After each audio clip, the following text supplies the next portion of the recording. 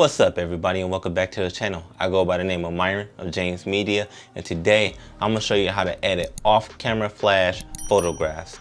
Pretty much I'm going to show you how to take this photo from looking like this to like this. Let's not waste any time, we can get right into it. Okay guys, so now we're back in Photoshop. Now we're back in Lightroom. And I'm going to show you how I usually like to edit my photos when I use off-camera flash. Alright, so we're just going to start with the exposure. I'm just going to crank that up just a bit because I kind of want her to stand out from the background. Bring some contrast in there like that because I like my background to be darker than my subject. I usually leave the highlights alone, but a lot of times I used to bring down the shadows actually, but now I kind of lift them up so I can get all that detail right there. Then I just counter that by bringing down the blacks. Okay, I like that right there. I'm not going to mess with the tone curve because I like how it is right there. Now I'm about to just come over here and mess with the colors. Oops, sorry, that's on saturation. No wonder she's getting faded.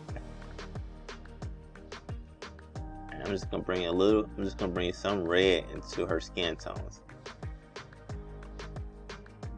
I'm gonna do the same thing with orange, just a bit. There we go. Now this is actually my sister complexion right there. She's a little bit more red. Black people in general are a little bit more red with the darker skin tones. So I'm gonna bring down the yellow because it was golden hour. I'm gonna bring down the green as well so I can get that golden hour look in the background.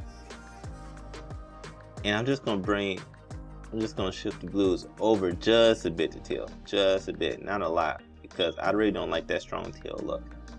But then also what I'm doing, I'm just gonna desaturate those blues a bit. So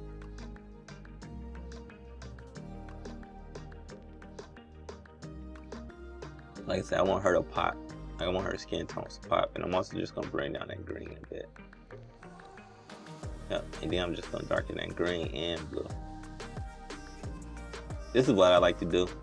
This is all subjective, so you don't actually have to edit like this. I'm just letting you know that right now. But as you see, it's making her stand out from everything else. So I'm trying to make sure like her face and her skin tone is the subject, is what we're focusing on. I'm just gonna do the corrections right here, calibration. That's pretty much it.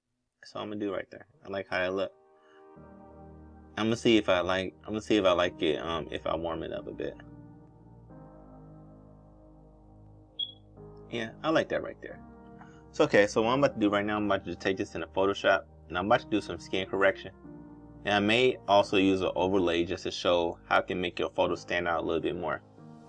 Okay guys, so we're finally in the Photoshop, and as you see right here in this photo at least, her skin don't need to be corrected as much. Like she don't have that many blemishes, she don't have that many dots or bumps on her face. But we still gonna go through it just a little bit just to smooth it out just a bit. And what I'm about to do right now, just use the healing brush. Sorry, I'm zooming in with my hand, and I'm just about to just take care of these few spots that kind of just stand out a bit.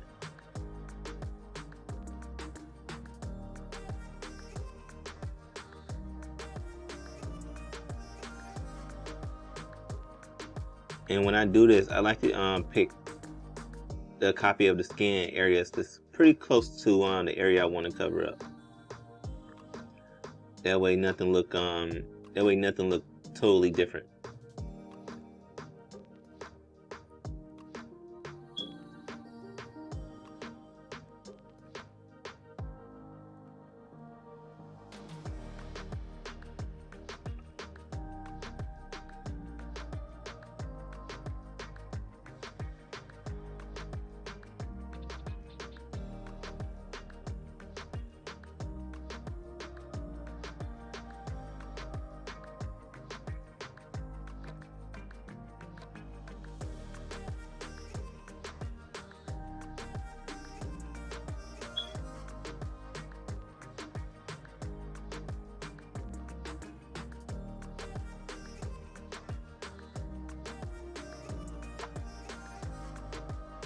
Okay, I think I like that. So what I'm about to do is actually show you how I like to touch up the skin.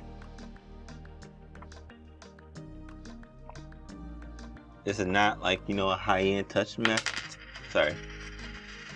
This is not a high-end skin retouching method. It's just what I like to do. It's easy, it's fast. And I still can get pretty good results as long as I don't overdo it. So for the radius, I'm gonna use 35.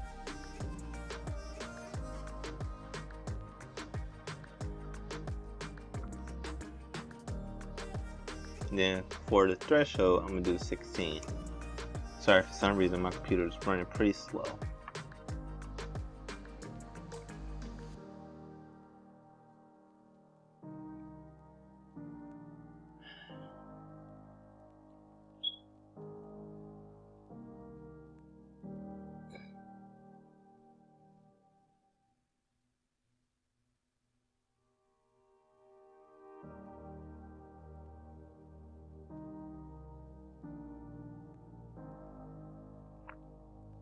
I'm just gonna cut through this.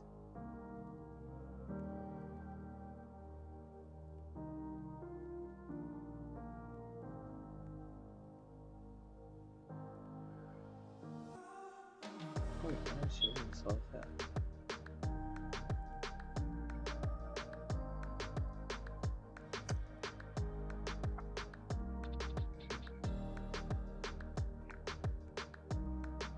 Okay guys, so pretty much what I'm about to do is paint this effect over her skin. Now I'm about to do is just bring up the size of the brush. I'm gonna leave the hardness down to 0, the smoothness, the flow is at 100. Right now the opacity is at 100 as well. And I'm about to just paint over her skin.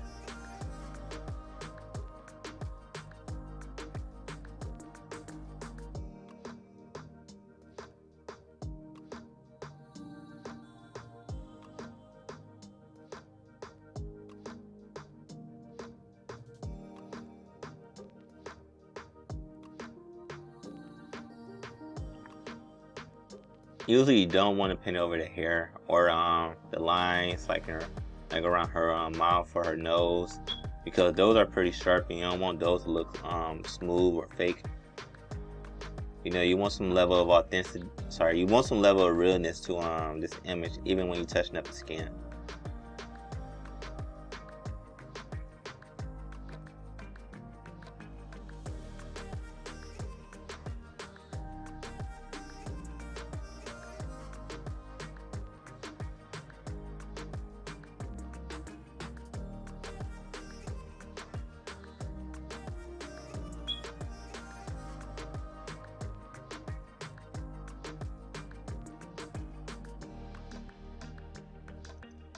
Now, one thing I do like to avoid is those real dark areas, because if you paint over them, then a lot of times it'll make the skin look weird, and I don't like the look of it, so I try my best to avoid those areas now. Earlier in the year, it was a little different. I would always paint over them. I would paint everything almost, except like the fine lines. See how that just did it? I accidentally painted over her lip and it made her look a little different.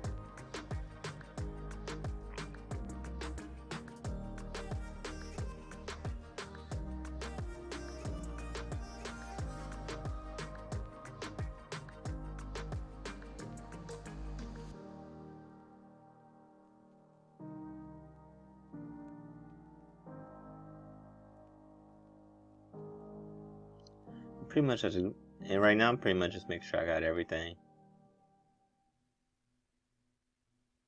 Because sometimes when you go over the face one time, you may forget a certain area.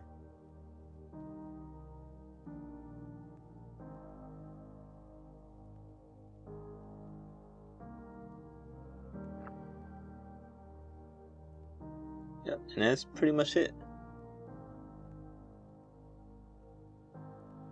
And that's pretty much how I like it. And you see her skin look really smooth right here, actually.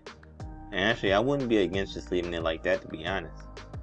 But I kind of, like I said, I kind of like giving it like a real look, even though it's touched up a bit. So I'm gonna bring this down to probably like 83. Now I didn't do it, but before you start before you start removing blemishes or spots, you usually want to create another adjustment layer. I didn't do it, so you know, you're not gonna see the difference from that layer. But as you see, this how our skin was after I removed those blemishes and some of those bumps to right now, and just smoothed out a lot. That's pretty much what I go for, just a smoother looking skin. I still look like it has some texture and still look real. And that's pretty much it, guys. Oh yeah, sorry, almost forgot the overlay. Now you can make your photos really stand out if you throw a really good overlay over it, like these. I usually use this one a lot. I'm gonna show you how that may look. So, so first we're just gonna stand out all the way across the screen.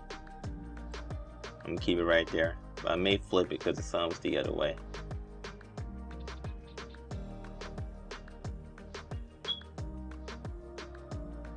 Sorry, 1 second.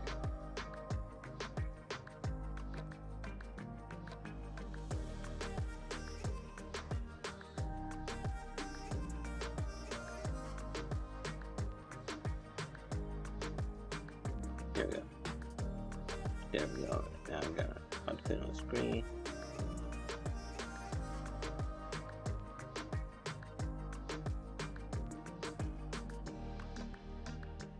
That's too bright. So what we're gonna do is bring that all the way down. Not all the way down, but down some more. And boom, I like it right there. You know, just make it look real, make it seem like the sun was really there, and make it seem like I caught a flare in the photo. And I like this photo a lot.